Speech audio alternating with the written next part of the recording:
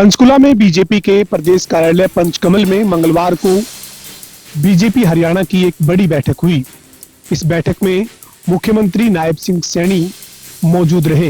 इसके साथ ही बैठक में बीजेपी के हरियाणा के प्रभारी डॉक्टर सतीश पूनिया और प्रदेश अध्यक्ष मोहनलाल बड़ोली के साथ साथ तीनों प्रदेश महामंत्री भी मौजूद थे।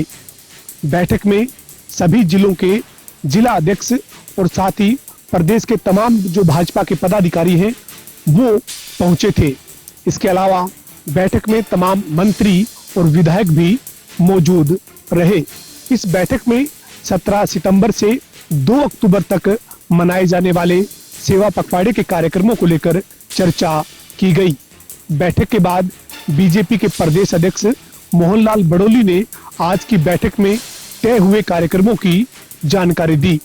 मोहनलाल बड़ोली ने कहा कि 17 सितंबर को देश के प्रधानमंत्री नरेंद्र मोदी के जन्मदिन से लेकर 2 अक्टूबर तक गांधी जयंती का जो कार्यक्रम है उस बीच तमाम सेवा के कार्यक्रम प्रदेश भर में संगठन और सरकार मिलकर चलाएंगे।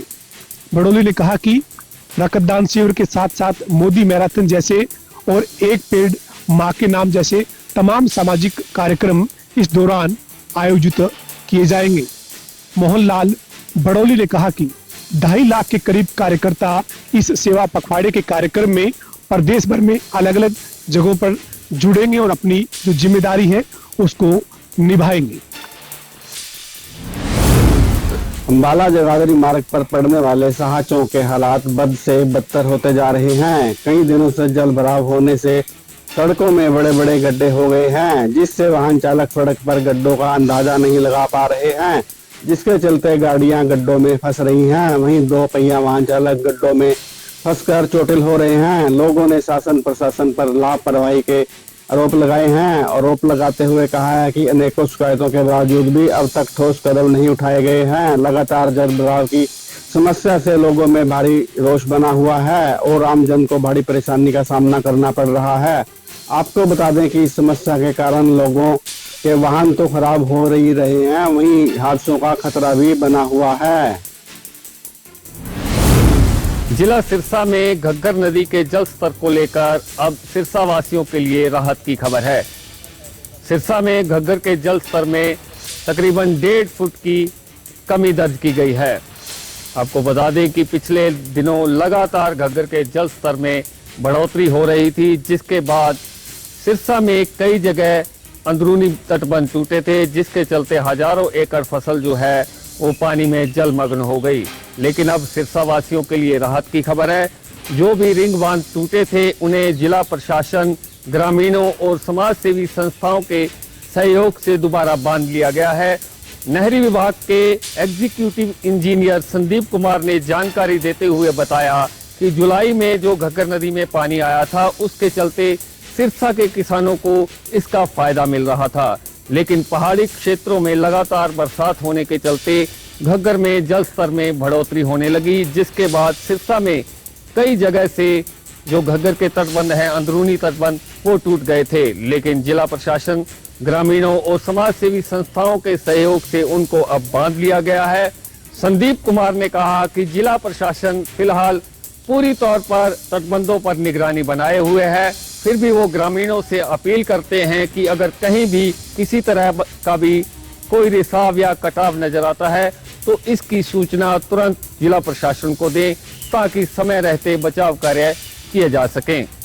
जनता टीवी के लिए सिरसा से मुख्तार सिंह।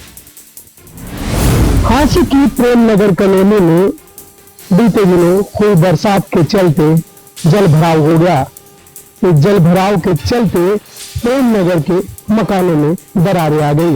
लगभग 7 मकान जो है वो जल भराव की चपेट में आने के चलते दरक गए हैं। फर्श भी नीचे धंस गए हैं, मकान भी नीचे धंस गए हैं। जो बरसात हुई उससे शहर में और गांव में काफी ज्यादा नुकसान हुआ है। यही कारण है कि हांसी के गांव प्रेम नगर में भी इसी तरह से लोगों को इस नुकसान का सामना करना पड़ा। लोगों ने आज इकट्ठा होकर प्रशासन से गुहार लगाई है कि जल्द से जल्द उनकी इस समस्या का निदान करें। जितना भी पानी अभी बरसात का इस गांव में भरा हुआ है उसे भी निकालने का काम करें। साथ ही बता दें कि जो खेत की जमीन है उसमें भी पानी भर गया। लोगों ने खेतों में कपास लगाई हुई थी, कपास भी पूरी प्रकार से जलमग्न हो गई। पूरा जो गांव का क्षेत्र है वो जलमग्न हो गया, जिसके चलते लोगों को भारी नुकसान का सामना करना पड़ा।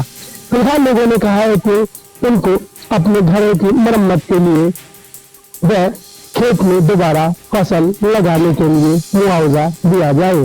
देखना होगा आखिर कब इनकी आवाज प्रशासन सुनता है और कब इनकी समस्या का हल प्रशासन करता है इन्हें मुआवजा देकर। जनता टीवी के लिए हांसी से मनराज सिंह। गुरुग्राम में डेंगू को लेकर स्वास्थ्य विभाग सतर्क दिखाई दे रहा है। गुरुग्राम में डेंगू के मामलों की अगर बात करें तो अब तक 51 मामले सामने आए हैं। वहीं मलेरिया के अब तक गुरुग्राम में 8 मामले सामने आ चुके हैं। डेंगू को लेकर गुरुग्राम के सिविल अस्पताल में अलग से एक वार्ड भी बनाया गया है और ऐसे में डेंगू का लार्वा मिलने पर स्वास्थ्य विभाग की तरफ से 7,000 से ज्यादा घरों को नोटिस भी दिया गया है। और ऐसे में अगर आने वाले दिनों में डेंगू के मामले बढ़ते हैं तो उसको लेकर भी स्वास्थ्य विभाग ने अपनी जो तैयारी है वो पूरी कर रखी है और लगातार स्वास्थ्य विभाग की जो टीम है वो घरों की चेकिंग कर रही है और साथ ही साथ लोगों से अपील कर रही है कि घर में साफ सफाई जो है वो बना कर रखें, क्योंकि अब जिस तरीके से कूलर का जो मौसम है वो चला गया है और तो कूलर को ऐसे ही जो है ना रख दें, उस कूलर की अच्छे से सफाई जो है वो करें और आसपास अपने गंदा पानी या गंदगी जो है वो इकट्ठी ना होने दें। फरीदाबाद से एक बार फिर से दिल दहला देने वाली घटना सामने आई है, जहां पर सुबह अपनी ड्यूटी के लिए जाते हुए होमगार्ड की सड़क दुर्घटना में मौत हो गई। पूरी घटना जो है वो बल्लभगढ़ के नेशनल हाईवे एल्सन चौक की बताई जा रही है, जहां पर सोमवार की सुबह करीब 5 से 6 बजे के बीच में जो है वो बीजोपुर का रहने वाला समउद्दीन, जो कि होमगार्ड के पद पर तैनात था, वह अपने घर से ड्यूटी के लिए निकला और उसकी जो ड्यूटी थी वो फरीदाबाद के सेक्टर 6 बिजली दफ्तर के बाहर जो है वो कहीं ना कहीं लगी हुई थी और वो अपनी ड्यूटी के लिए निकला। परंतु जैसे ही वो नेशनल हाईवे एल्सन चौक के पास पहुंचा तभी एक अज्ञात बड़े वाहन ने उसकी मोटरसाइकिल को टक्कर मार दी, जिसके चपेट में आने के चलते समउद्दीन जो है वो मौके पर ही गंभीर रूप से घायल हो गया। खून ज्यादा बह जाने के चलते समउद्दीन की मौके पर ही मौत हो गई, जिसके बाद इसकी सूचना सेक्टर 58 थाना पुलिस को दी गई। सूचना के बाद मौके पर पहुंची पुलिस टीम ने तुरंत जो है वो कार्रवाई करते हुए सबको कब्जे में लेकर पोस्टमार्टम के लिए सिविल अस्पताल भिजवा दिया है। तो वहीं अज्ञात जो वाहन है उसकी तलाश जारी है। परिवार के लोगों का कहना है कि जल्द से जल्द जो इस वाहन ने टक्कर मारी है उस वाहन चालक के खिलाफ सख्त कार्रवाई होनी चाहिए। फरीदाबाद से जनता टीवी के लिए मुकेश राजपूत। पानीपत के सेक्टर 25 में एक नाबालिग युवती ने फांसी का फंदा लगाकर अपनी जीवन लीला समाप्त कर ली। वहीं परिजनों ने जानकारी देते हुए बताया कि युवती का किसी के साथ प्रेम प्रसंग चल रहा था और उस युवक के साथ युवती का झगड़ा हो गया। वहीं इसी झगड़े के चलते युवती काफी परेशान चल रही थी और उसने फांसी का फंदा लगाकर आत्महत्या कर ली।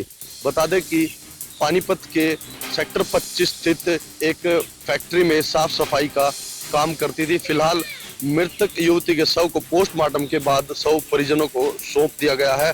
परिजनों की शिकायत पर पुलिस कार्रवाई कर रही है। पानीपत से जनता टीवी के लिए अनिल सैनी की रिपोर्ट।